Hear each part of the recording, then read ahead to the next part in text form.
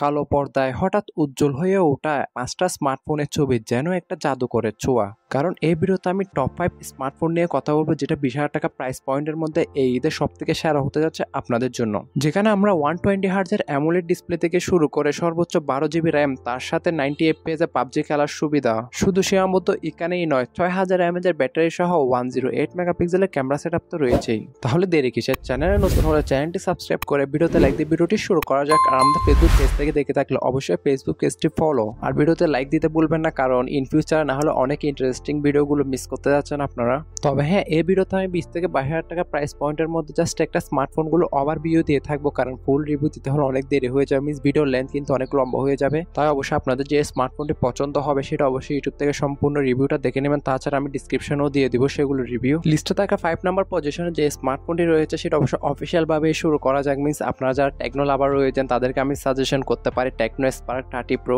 কারণ এই বাজেটে প্রথমত আমরা খুবই সুন্দর একটা গেমিং ভাইবের একটা ডিজাইন পাচ্ছি যেটা অনেকটা ইউনিক করে তুলবে স্মার্টফোনটিকে। তার সাথে ফ্রন্টে তো দেওয়া হয়েছে 6.78 ইঞ্চি মাপের 120 হার্জের রিফ্রেশের যুক্ত ফুল এইচডি প্লাস রেজুলেশনের অ্যামোলেড ডিসপ্লেতে, যেখানে আউটডোর ভিজিবিলিটির জন্য দেওয়া হয়েছে 1700 নিটসের পিক ব্রাইটনেস, যেটা থিকনেস করা হয়েছে আপনার 7.4 মিলিমিটার, এবং তার সাথে IP64 এরও কিন্তু দেওয়া হয়েছে certification. Out of the box Android 14 এর সাথে রান হওয়া স্মার্টফোনের ব্যাকএন্ডে কিন্তু দেওয়া হয়েছে HiOS 14, যেখানে আমরা চিপসেট হিসেবে দেখতে পারবো MediaTek Helio G100, যেটা 6nm বেসড একটি অক্টা-কোর প্রসেসর। তবে হ্যাঁ, চিপসেটটা আহামরি খুব পাওয়ারফুল তা না, অনেকটাই G99 এর ওভারক্লক ভার্সন ধরতে পারেন, যেগুলোকে তারা নতুন বলে বাজারে রান করাচ্ছে। যেখানে পাবজির মতন গেম টাইনা 40 FPS এ রেখে প্লে করতে পারবেন। তবে আমার সালা আপনারা যদি গেমিং সেন্ট্রিক স্মার্টফোন চান এই প্রাইস পয়েন্টের মধ্যে মিস আর একটু পারফরমেন্স ভালো হবে, তাহলে সেক্ষেত্রে আপনাকে অবশ্যই অপেক্ষা করতে হবে লিস্টে থাকা পরবর্তী স্মার্টফোনগুলোর জন্য। বাকি স্মার্টফোনটি ব্যাকে আসলে দেখতে পারবো এর 108 মেগাপিক্সেলের মেন ওয়াইড যুক্ত সেন্সরটি, দেন সেকেন্ডারিতে দেওয়া হয়েছে একটা অক্সিলারি লেন্স, যার ফ্রন্টে থাকছে 13 মেগাপিক্সেলের সেলফি ক্যামেরাটি। আর তারা এবারও দিতে ভুলে না দেয় ডিউল এলইডি ফ্ল্যাশ লাইট, যেখানে আপনি অ্যাভারেজ টাইপেরই একটা ক্যামেরা রেজাল্ট পাবেন। আর যদি এর থেকে বেটার কোশ্চেন তাহলে অবশ্যই আপনাকে ভিডিওর পরবর্তী থাকা স্মার্টফোনগুলোর জন্য অপেক্ষা করতে হবে, যেটিকে ব্যাকআপ করার জন্য 5000 mAh এর ব্যাটারি এবং বক্সে প্রোভাইড করছে কিন্তু 33 ওয়াটের একটি ফাস্ট চার্জার, পাশাপাশি আন্ডার ডিসপ্লে ফিঙ্গারপ্রিন্ট সেন্সর সহ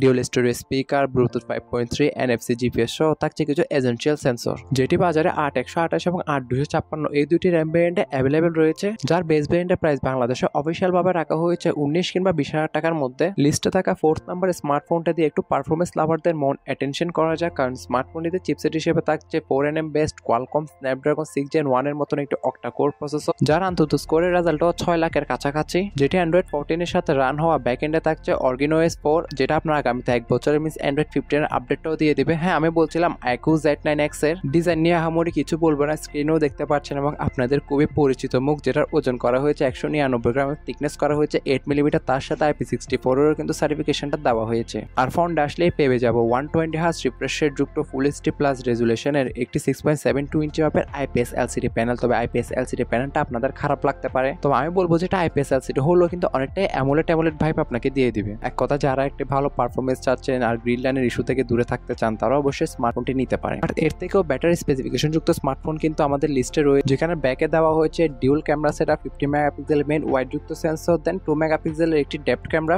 যেখানে ফ্রন্ট ফেসিং সেলফি ক্যামেরা হিসেবে দেওয়া হয়েছে 8 মেগাপিক্সেলের একটি সেলফি ক্যামেরা। হ্যাঁ, এখানে ক্যামেরা সেকশন এসে তারা কস্ট কাটিং করে, কারণ এটাকে ব্যাকআপ করার জন্য 5000 নয় 6000 mAh একটি ম্যাসিভ ব্যাটারি, তার সাথে 44 ওয়াটের একটি ফাস্ট চার্জিং এর সুবিধা। তাই বলা যায় তারা ক্যামেরাতে যে কস্ট কাটিংটা আসলে করেছে সেটা পারফরমেন্স, ডিসপ্লে এবং ব্যাটারি দিয়ে কিন্তু পুষিয়ে নিয়েছে বলবো আমি। ফলে অনেকটাই কিন্তু অ্যাভারেজ টাইপের একটা ক্যামেরা রেজাল্ট পাবেন আপনারা। পাশাপাশি সাইড মাউন্টেড ফিঙ্গারপ্রিন্ট সেন্সর সহ ব্লুটুথ 5.1 GPS সহ থাকছে এসেনশিয়াল কিছু সেন্সর, যেখানে আমরা মিস যাবে না 3.5mm হেডফোন জ্যাকের গর্ত, যেটি বর্তমানে আনঅফিশিয়াল ভাবে দেশের বাজারে বেশ কিছু র্যাম ভেরিয়েন্টে অ্যাভেলেবল রয়েছে 4128, 6128, 8128, 8256 এবং 12256, যেটি বর্তমানে 6128। এটির প্রাইস কিন্তু আমাদের বাংলাদেশের বাজারে আনঅফিশিয়াল ভাবে রাখা হয়েছে 19 কিংবা 20,000 টাকার মধ্যে। আর যেটা 8128 হয়েছে সেটা প্রাইস কিন্তু আনঅফিশিয়াল ভাবে ধরা হয়েছে 20 কিংবা 21,000 টাকার মধ্যে। তবে লিস্টে থাকা থার্ড পজিশন বা তৃতীয় পজিশনে যে স্মার্টফোনটি রয়েছে সে আমরা চিপসেট হিসেবে দেখতে পারবো MediaTek Dimensity 7025 Ultra মতন একটি চিপসেট, যেটা 6nm বেসড একটি অক্টা-কোর চিপসেট। আর এই চিপসেটটা অনেকটাই কাইন্ড অফ MediaTek Dimensity 6000 মতন, মিন্স আপনাকে পারফরমেন্স দিয়ে দিবে, যার অন্তত স্কোরের রেজাল্ট পেয়েছে আমরা 4.5 লক্ষ প্লাস। হ্যাঁ, আমি কথা বলছিলাম Xiaomi Redmi Note 14 5G,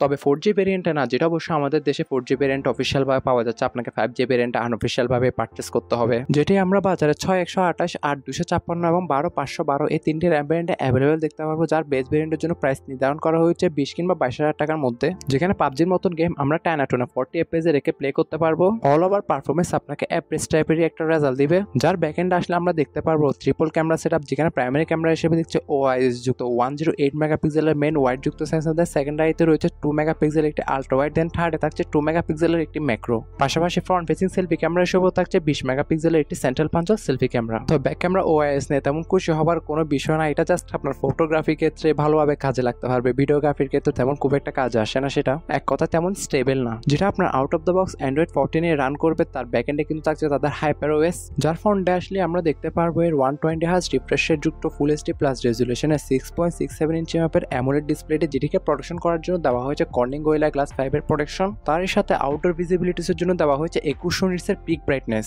এবং মিস করবেন না অলওয়েজ অন ডিসপ্লের মতন ফিউচারটিও। যেটিকে ব্যাকআপ করার জন্য থাকছে 5110 mAh এর একটি ব্যাটারি, আর বক্সে দিতে বলে নেয় 45 ওয়াটের ফাস্ট চার্জিং স্পিডটিকেও। ডিউল স্টোরেজ স্পিকার, 3.5 হেডফোন জ্যাকের গর্ত, আন্ডার ডিসপ্লে ফিঙ্গারপ্রিন্ট সেন্সর সহ থাকছে কিছু এজেন্সিয়াল সেন্সর। তবে লিস্টে থাকা সেকেন্ড স্মার্টফোনটি অবশ্যই অলরাউন্ডার বলে আমি আখ্যায়িত করব। আমি কথা বলছিলাম স্যামসাং এর M35, নামটা আগেই বলে দিই। আমার মনে হয় না এটিকে পরিচয় করিয়ে দেওয়ার তেমন দরকার আছে, তবে যারা জানেন না তাদের জন্যই বলছি। ফার্স্ট অফ অল স্মার্টফোনটিতে কিন্তু আমরা পাচ্ছি 6.6 ইঞ্চি মাপের 120 হার্জ রিফ্রেশ রেট যুক্ত ফুল এইচডি প্লাস রেজুলেশন একটি সুপার অ্যামোলেড ডিসপ্লে, যাতে রয়েছে 1000 নিটসের মতন পিক ব্রাইটনেস। আর এটা যেহেতু আমরা স্যামসাং এর অ্যামোলেড ডিসপ্লে, তাই বুঝতে পারছেন এর কালার ক্যালিব্রেশনটা কেমন হবে। তবে হ্যাঁ, চীনাও বেজেল নিয়ে যদি মাথা ব্যথা না থাকে, আর out of the box Android 14 এর সাথে রানকৃত ডিভাইসটির ব্যাকএন্ডে দেখতে পারবো One UI 6.1, যেখানে তারা চিপসেট হিসেবে দিয়েছে Exynos-এর 1380, যেটা 5nm বেসড অক্টাকোর একটি চিপসেট। ফলে আপনি পাবজির মতন গেম বলুন কিংবা ভিডিও এডিটিং বলুন, সেগুলো কিন্তু মোটামুটি ভালোভাবে হ্যান্ড ওভার করতে পারবে, যেখানে পাবজির মতন গেম 1080 FPS রেখে প্লে করতে পারবেন আপনারা। এবং এই চিপসেটের আন্তঃস্কোরও কিন্তু রেজাল্ট এসেছে আপনার 6 লাখের কাছাকাছি।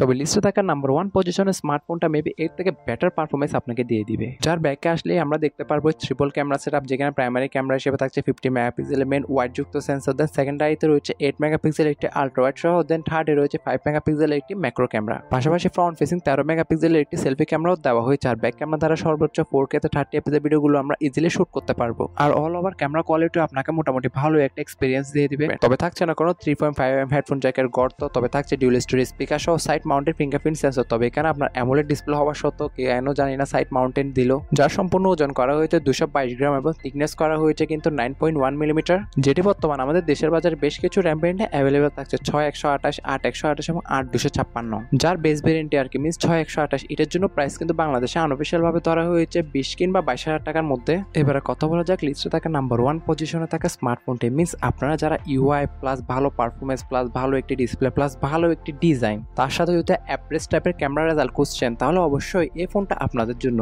জি, আমি বলছিলাম নাথিং CMA ফোন 1, কারণ এখানে আমরা চিপসেট হিসেবে পাচ্ছি MediaTek Dimensity 7300, যেটা 4nm বেস একটি অক্টাকোর প্রসেসর, আর এতে আন্তঃস্কোরের রেজাল্টও পেয়েছি কিন্তু আমরা অলমোস্ট 7 লাখের কাছাকাছি। তাহলে বুঝতে পারছেন যে আসলে পারফরমেন্সটা কিরকম হতে যাচ্ছে।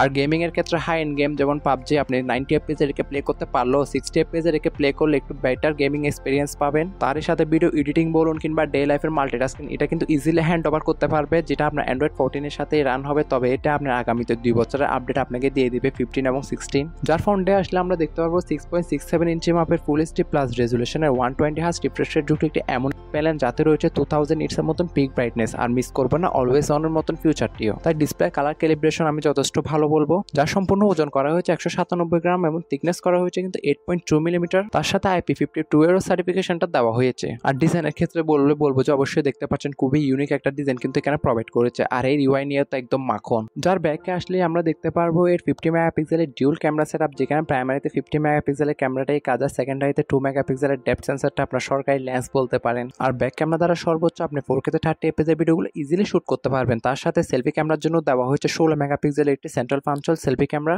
ক্যামেরা কোয়ালিটি মোটামুটি এ বাজেটে কিন্তু অন্য 10টার মতনই আপনাকে রেজাল্টটা দিয়ে দিবে।